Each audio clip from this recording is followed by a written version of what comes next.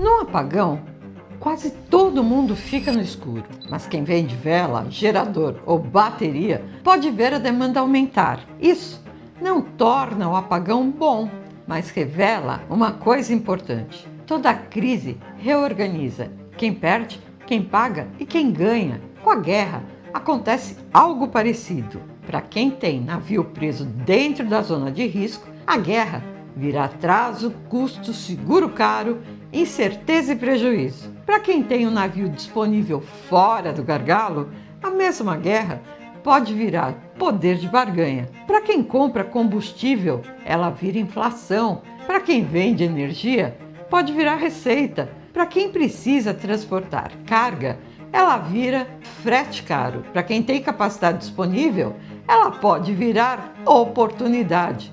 A guerra não destrói valor de forma neutra, ela desloca valor. E talvez essa seja a parte mais difícil de aceitar. Enquanto muita gente paga a conta da instabilidade, alguns ganham dinheiro exatamente porque o sistema ficou instável. Por isso, esse vídeo não é apenas sobre guerra, é sobre os caminhos invisíveis pelos quais uma guerra distante chega ao preço do combustível, do alimento, do frete, dos fertilizantes, das empresas e da vida real. E também sobre uma pergunta incômoda: quando tudo fica mais caro, quem está vendendo a vela?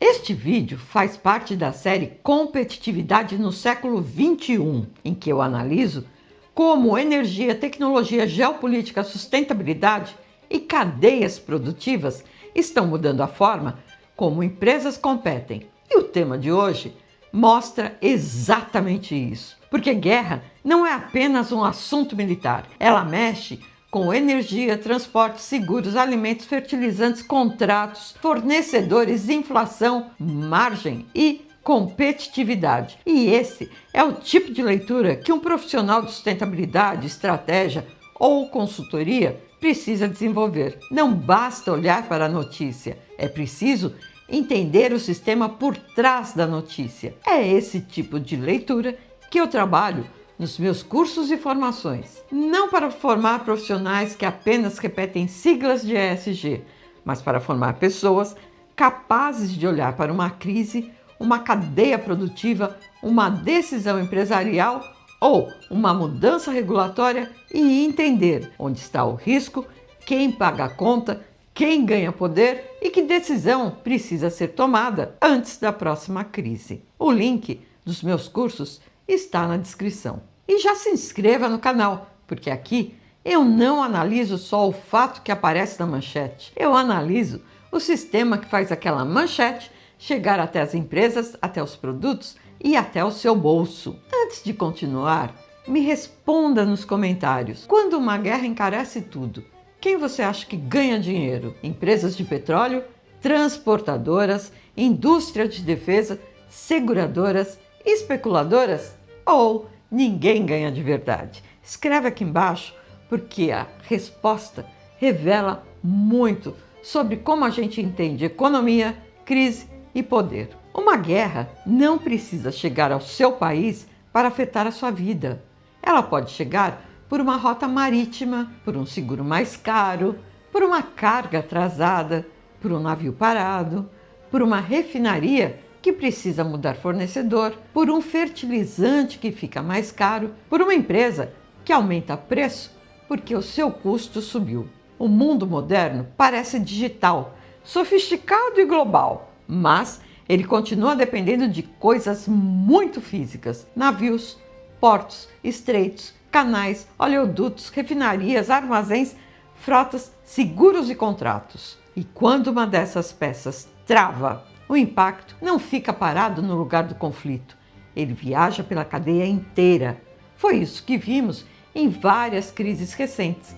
Uma guerra, um bloqueio, um ataque ou uma ameaça em um ponto específico do mapa pode mudar custos em setores que à primeira vista parecem distantes da guerra. A Reuters mostrou, por exemplo, que as pressões das cadeias globais continuaram elevadas em maio por causa da guerra do Oriente Médio, com efeito sobre fluxos de petróleo e outros bens críticos para a economia global. Esse é o ponto central. A guerra moderna não afeta apenas territórios, ela afeta fluxos. Agora entra uma palavra importante: gargalo. Um gargalo é aquele ponto estreito por onde muita coisa precisa passar. No comércio global, esses gargalos aparecem em estreitos, canais, portos e rotas estratégicas. O Estreito de Hormuz é um deles. O Mar Vermelho e o Bab el-Mandeb são outros. O Canal de Suez é um gargalo. O Mar Negro para grãos e fertilizantes também pode virar um ponto crítico. Taiwan para semicondutores é outro exemplo de vulnerabilidade estratégica. O mundo inteiro foi desenhado para funcionar com uma certa cadência eficiente. Se dá um problema em um ponto da cadeia, outro ponto pode ser afetado, exatamente como uma linha de produção. Só que eficiência, muitas vezes, significa concentração.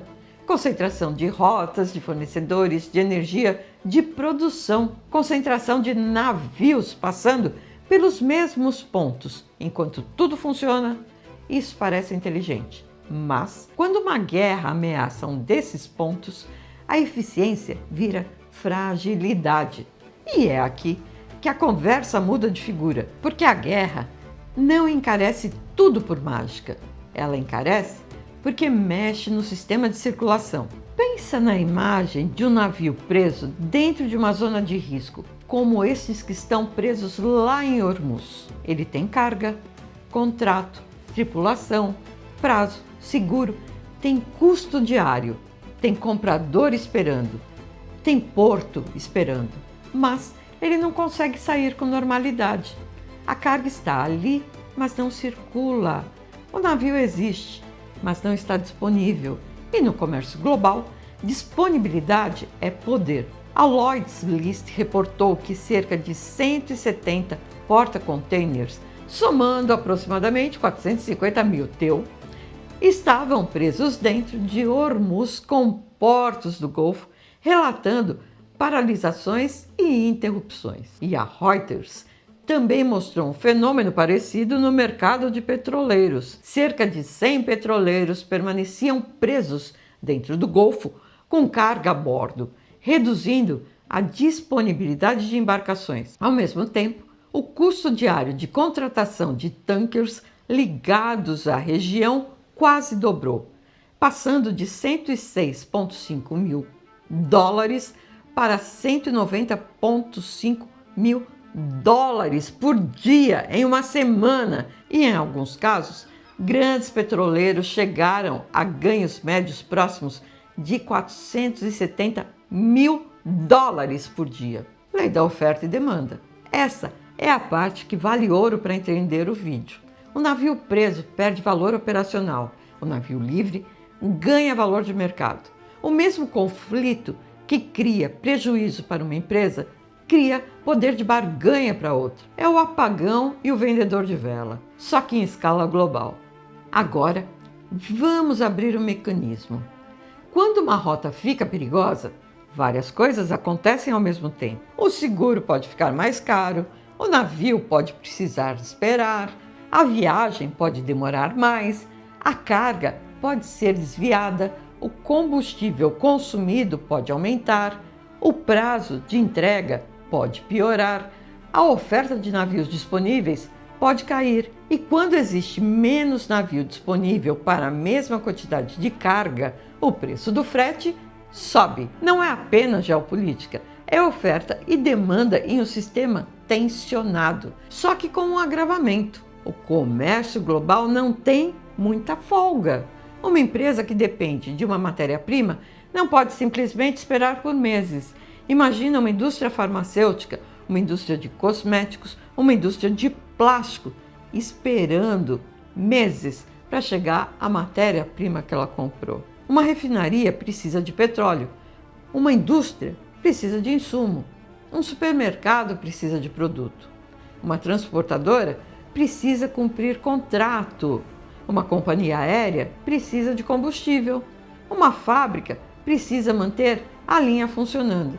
Então, quando o sistema fica incerto, muita gente paga mais caro para garantir acesso. E quem controla a capacidade disponível pode cobrar mais. Essa é a lógica da escassez. Aqui entra uma camada mais importante do vídeo. Dizer que a guerra encarece tudo é verdade, mas é incompleto. A guerra encarece muito para quem depende da normalidade, mas pode favorecer quem está posicionado exatamente no ponto onde a normalidade quebrou. Quem depende de petróleo barato sofre. Quem vende petróleo pode ganhar com a alta. Quem depende de frete previsível sofre. Quem tem navio disponível pode ganhar com frete caro. Quem compra seguro sofre. Quem vende proteção pode ganhar. Quem depende de estoque baixo sofre. Quem tinha estoque estratégico pode ganhar vantagem. Quem depende de fornecedor único sofre. Quem tem fornecedor alternativo pode ganhar mercado. Quem está exposto ao gargalo paga. Quem tem alternativa ao gargalo pode ganhar. A guerra reorganiza quem paga a conta e quem captura valor. E essa leitura é essencial para as empresas, porque muitas empresas só descobrem sua vulnerabilidade quando a crise já aconteceu. A energia é uma das principais áreas afetadas. Mesmo antes de faltar petróleo, o risco já entra no preço. O mercado não espera a escassez total. Ele precifica a possibilidade. Se há risco sobre uma rota importante, o preço reage. Se há incerteza sobre abastecimento, o preço reage. Se há medo de escalada, o preço reage. A Reuters noticiou que o petróleo subiu cerca de 2% para a máxima de um mês, quando ataques entre Estados Unidos e Irã aprofundaram preocupações sobre oferta. E lembrou que, antes da guerra, cerca de 20% do suprimento global de petróleo passava pelo Estreito de Hormuz. Isso afeta muito mais do que o posto de gasolina. Energia entra no transporte e começa a afetar produção de alimentos, refrigeração, indústria química, plástico, fertilizantes, mineração, logística, operação de fábricas. Quando a energia sobe, vários custos sobem juntos e muitas vezes o consumidor final só vê o último elo da cadeia, o preço maior. Mas antes desse preço chegar na prateleira, ele já passou por uma sequência de custos invisíveis. E esse é exatamente o tipo de raciocínio que falta em muitas análises de sustentabilidade e estratégia. Porque sustentabilidade não é apenas calcular a emissão depois que tudo aconteceu. É entender antes onde estão as dependências de energia, de rota de fornecedor, de insumo, de país, de infraestrutura, de contrato, de reputação, de risco. Nos meus cursos eu trabalho justamente essa capacidade de sair da leitura superficial e aprender a enxergar sistemas. Porque o profissional que cresce nesse mercado não é aquele que decora siglas, é aquele que consegue olhar para uma crise, uma cadeia produtiva, uma decisão empresarial e perguntar: onde está a vulnerabilidade? Quem depende de quê? Quem paga a conta? Quem captura valor? E que decisão precisa ser tomada antes da próxima crise? Eu vivo repetindo isso em todos os meus vídeos, porque trabalhar com sustentabilidade é saber analisar contexto. Essa é a primeira demanda da norma ISO 2030, hein? Agora, vamos falar da parte desconfortável. Quem ganha? Não porque a guerra seja boa, não porque o sofrimento humano desapareça, mas porque toda crise cria mercados. No apagão, alguém vende vela. E como a gente viu, na guerra, alguém vende proteção, energia, transporte, armas seguras, infraestrutura alternativa, estoques, dados, inteligência de risco, rotas e reconstrução. Agora me diz uma coisa, quando você olha para uma guerra, você costuma pensar só em destruição? Ou também pensa em quem ganha poder econômico quando a instabilidade aumenta? Comenta aqui. Quem paga se você acha que o mais importante é entender quem absorve o custo? Ou quem ganha se você acha que o mais revelador é entender quem lucra com a crise? Na prática, a análise completa precisa olhar para os dois lados. A globalização foi construída em cima de uma promessa muito sedutora: produzir onde é mais barato, transportar por rotas eficientes, reduzir estoques, baixar custo, aumentar escala, entregar rápido, operar no limite da eficiência. Durante muito tempo isso funcionou, mas eficiência demais, concentrada em poucos corredores, cria fragilidade. Se todo mundo depende da mesma rota, aquela rota vira poder. Se todo mundo depende do mesmo fornecedor, aquele fornecedor vira risco. Se todo mundo depende de energia barata e disponível, a energia vira vulnerabilidade. Se todo mundo trabalha com estoque mínimo, qualquer interrupção vira choque. Esse é o lado invisível da eficiência. Ela reduz custo enquanto o sistema funciona, mas aumenta exposição quando o sistema falha.